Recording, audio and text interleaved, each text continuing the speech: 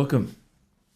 The topic for today is avoiding boirer, avoiding sorting foods on Shabbos. Over 3,300 years ago, when God gave the Torah to the Jews, He told explicitly to Moshe Rabbeinu that there are 39 prohibited acts that we cannot do on the day of Shabbos. Most of those 39 prohibited acts are not so difficult to avoid. A lot of them have to do with an agricultural setting, planting, sowing, threshing. Others have to do with manufacturing clothing. It's not really so practical for us. But there are some that are especially practical in our lives. One such prohibited activity is boirer. Boirer means we are not allowed to separate the bad from the good in food articles. That means the following. That means that just like when a person makes bread and they get together wheat kernels and the wheat kernels are threshed, and at the end there are a lot of kernels on the ground. And in those days when they were on the ground, they become mixed with some pebbles, with some dust.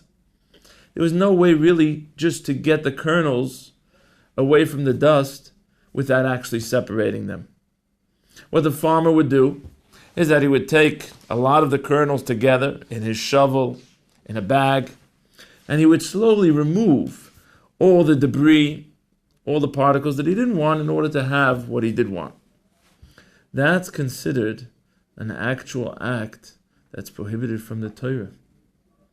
And it's probably, interestingly enough, it's probably the one that applies to us the most each and every Shabbos. If we're able to understand the parameters of boirer properly, if we're able to understand how to do this malacha properly, we can probably avoid a lot of mistakes that can come about in keeping Shabbos. So, we'll give some common day examples, how often this activity comes up in our every week Shabbos lives. For example, if you have guests and you want to serve strawberries. Now you have strawberries, a lot of times you'll notice on the strawberries that the stem is still attached. The strawberries are nice, juicy and red, and they have a little green stem on top. So during the week, you'd go through the bunch of strawberries that you have and you just remove the green stem. But on Shabbos, that would be considered a prohibited act. And so we can't do it in that way. Another example, guests come, you want to put out a plate of nuts. So you go get the can of nuts, spill it into a plate, and you see that one of them is really discolored. So you think for a second, well, all I want to do is take out the discolored one, otherwise it's not appetizing. But to do so on Shabbos would be considered a prohibited act. One more example, a person wants to serve soup Friday night, a lot of times when the soup heats. So there gathers a layer of oil on the top of the soup. That's not really what you want to serve the guests. You want to serve the guests the soup. So if it was a weekday, you take a spoon or you take some sort of utensil and separate the oil from the top of the soup. Can't do that on Shabbos. So obviously, this prohibition is very frequent in our Shabbos lives. And we need to know the parameters of how to do it. But once we get it straight, it really won't be so hard to avoid any of the pitfalls. So what we're going to go over now is the basic rules of what's considered a prohibited act of sorting foods on Shabbos, and we'll see some examples of how to sort food properly. The first rule in terms of sorting food on Shabbos is that it needs to be what you want from what you don't want. You need to take away what you do want from what you don't want. Because the prohibited act, as we mentioned before, is when you have a lot of kernels, you have a lot of wheat kernels, and you take out the debris. you take out what you don't want from what you do want. That's what's prohibited. But if you do it the exact same thing, just exactly the opposite way around, you take out what you do want from what you don't want, that's not considered a prohibited act at all. And so therefore, the proper way to separate any type of food on Shabbos is to take what you do want from what you don't want. What would be an example of this? A lot of times a person buys a melon, cut open a melon, whether it's cantaloupe, honeydew, and you see there are a bunch of seeds inside. You want to serve the melon, but there are all these seeds. What will you do during the week? Just scoop out all the seeds or brush them aside and serve the melon. That's removing what you don't want from what you do want. It would be prohibited. So watch this. Just a little change of handwork. If you hold the melon in one spot, and then you put something like a knife on top of the melon where the seeds are, and then you pull the melon away as the knife holds back the seeds, what you've done is you've drawn the melon to you, you've taken away the melon from what you don't want. The seeds just remain in the same spot, and that's unusable. So that little change makes all the difference. Another example of this is a lot of times a person wants to serve grapes. Grapes come in a cluster. If it's strong in the beginning of the season, they're usually connected to the whole cluster. Fine. So you just wash it off peripherally and you could serve the cluster. However, let's say sometimes you have a lot of grapes and they're separate, they've fallen off already, they're a little weaker, and a lot of them have little stems, weak broken stems. It doesn't look so nice to serve it that way. I would rather take all the stems that are left out of the grapes. Can't do that on Shabbos because the stems is the part that I don't want. Rather, when a person is ready to eat the grapes, the way to do it is to pull the grapes from the stems. Now, if you have a whole cluster, this takes place automatically. When a person wants to eat a grape, they pull it away from the cluster. That's fine.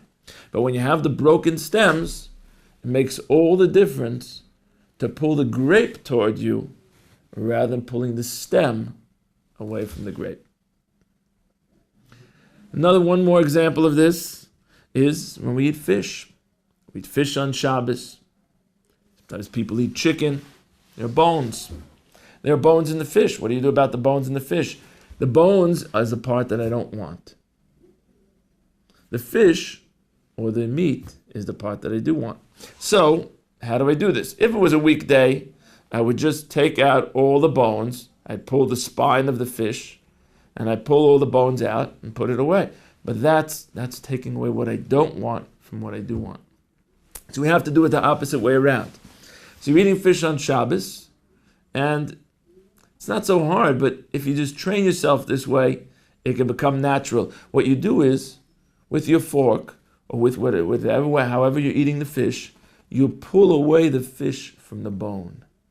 Let the bone stay in one place, and you pull the fish off of the bone. And that's totally permissible. You're eating chicken. You want to take out the bones, or you want to take out the bones for a child, you pull the meat away from the bone rather than the bone out of the meat. So that was the first rule. Taking what you do want from what you don't want, rather than the other way around, makes all the difference between doing a prohibited act on Shabbos or doing something permissible. The second rule that we have is that in order for sorting food on Shabbos to be permissible, it needs to be done immediately prior to eating. Because then I know that I'm not doing it for work purposes, for commercial purposes. The act of the prohibited act that used to be prohibited, the way it used to be expressed, is that people would take all the grains, they would take the wheat kernels, separate the debris, and put away the wheat for use later. They would then afterwards grind the wheat, make it into flour, make it into bread, but it was all for later use. If a person separates, let's say just what we said before, he takes what he wants from what he doesn't want, and it's immediately prior to eating, we call that eating. That's called eating. When you take what you do want away from what you don't want and go directly to eat it, that's what's permissible. So whenever we sort food, even if we do it in the right way that we just mentioned, what you want from what you don't want, it needs to be immediately prior to eating. If it's not prior to a person's eating, for example, a person separates what he does want from what he doesn't want at 9 in the morning, and he's only going to eat at 1 in the afternoon, it's considered an actual prohibited act on Shabbos, even though he separated what he wants from what he doesn't want. So very important that we do it immediately prior to eating. So if a person is getting ready for a meal, for example, Saturday morning, Shabbos in the morning. Obviously the meal on Friday night is not so hard to prepare for. You can prepare even before Shabbos starts. But on Shabbos morning, you need to prepare in the morning. So now you get up Shabbos morning, you want to prepare for the meal, and the meal is going to be in 2 hours from now. Can you start to prepare all the foods? For example, take away the melon from the seeds, prepare the fish. Can you do that a long time before the meal? And the answer is, whatever is considered normal preparation time is the time that you could start. So for example, if normally it takes you to prepare all the foods a half an hour, that would still be considered close to the time of the meal. But here's the condition. The condition is that when a person prepares, it really is directly before the start of the meal. Not that they go and engage in another activity that's not meal related in between the preparation and the meal. So some examples of this would be, if a person takes a half an hour to prepare for the meal, they want to put down the silverware. They want to set the places. The silverware is all mixed up. So I take the pieces that I want from what I don't want. I take a fork, put it down, take a spoon, put it down.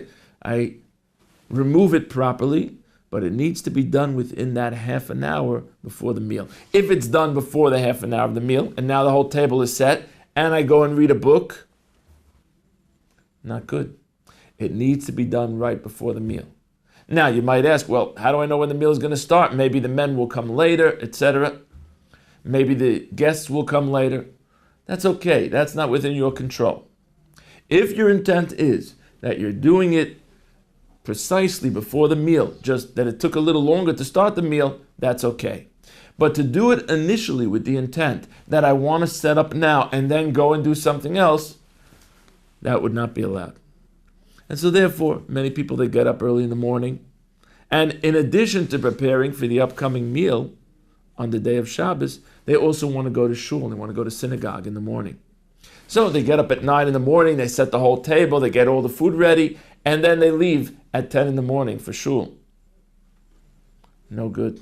A person would not be allowed to separate in that case, because the going to shul, the going to synagogue, is considered an unrelated activity to the meal.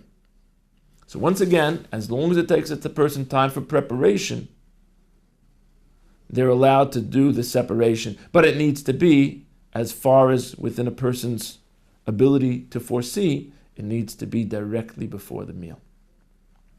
So that was the second rule. The third rule that we have, and this is really the last one that we need to be careful about, is that the activity of sorting of food can never be done on Shabbos with a utensil that's specific for separating. There are types of utensils that are specifically made for separation. A sifter, a strainer, even a slotted spoon. None of those can be used on Shabbos.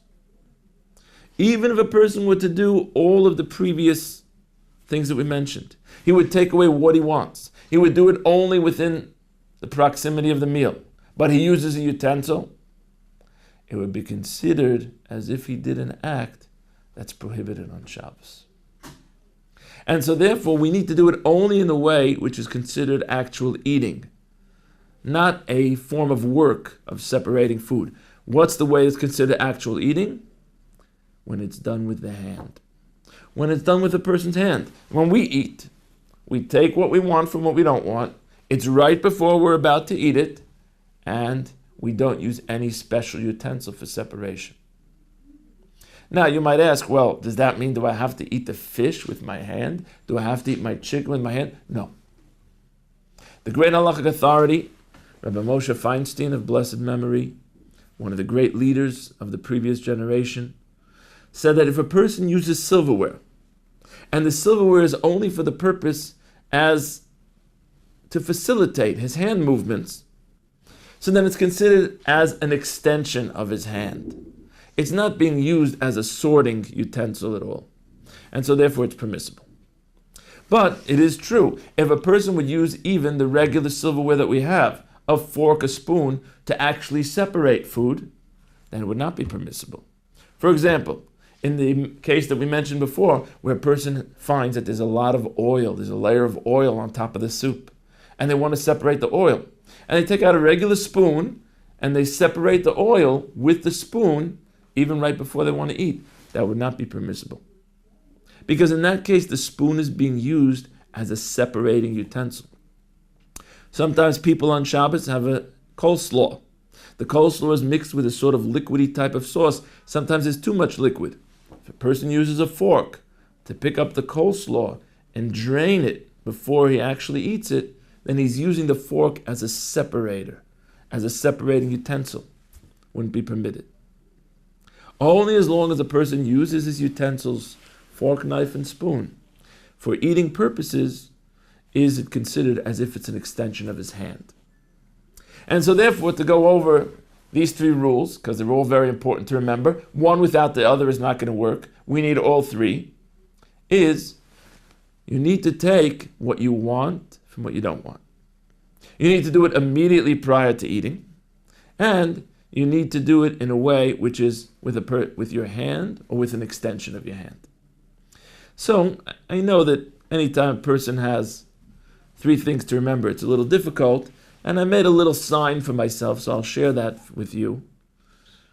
When we daven to Hashem, sometimes we ask, God, I want an immediate hand. Can you give me a hand? I want an immediate hand. If you remember those words, I want an immediate hand, that includes all three rules. I want, you take out what you want from what you don't want. An immediate has to be immediately before we eat. Hand has to be with a person's hand or just extension of the hand. So those are the main parameters of how to avoid doing the sorting of food on Shabbos that's not permissible. We just find two additional points in the poskim that are very important in regard to this. Up till now, what we discussed is separating good and bad. You take away the good from the bad, what you don't want. But what about two things that are good? Two foods, one you want to eat, one you don't want to eat. Say the great poskim that would also be considered prohibited if a person takes away what he doesn't want from what he does want. Let's give an example. Something very common is, let's say, you're served a bowl of cherries and blueberries. So, it's fresh in the morning, you love the blueberries. Cherries just don't feel like the cherries right now. So here you have a bowl of blueberries and cherries. You want to take out the few cherries that got mixed in order to eat your blueberries. Can't do that. Even though the cherries is a food, it's not the food that you want right now. It's the unwanted food. We can't separate two foods, the one that we don't want from the one that we want. It must be, like we said, always the one that you want from what you don't want. Person brings a plate of candies and chocolates. Sure, everyone's always ready for chocolate, but you don't want the candies right now. Take out the candies from the chocolates, that would be wrong. So, two types of food also applies. And the last point, which is very important, is that the poskim tell us that peeling any food, even though it's similar to taking away what you don't want from what you do want, is permissible. So we would be allowed to peel fruits and vegetables on Shabbos when necessary, but obviously assuming that it's done immediately prior to eating and is done with no utensil, no special utensil. So if a person peels fruits and vegetables It needs to be done close to the time. It's not considered as if you're taking away what you don't want because the fruit is totally covered with the skin. You need to get to the fruit. You're allowed to peel fruits and vegetables on Shabbos. May God help, and we be able to keep all the halachas of Shabbos. But to have specific aid from above to protect us, not to do anything prohibited in terms of sorting food, which comes up so often every Shabbos in our lives. And in the merit of us following God's laws and being careful of not doing any prohibited acts throughout Shabbos, where we merit that beautiful, awesome feeling of the closeness of God in our hearts and our homes each and every Shabbos.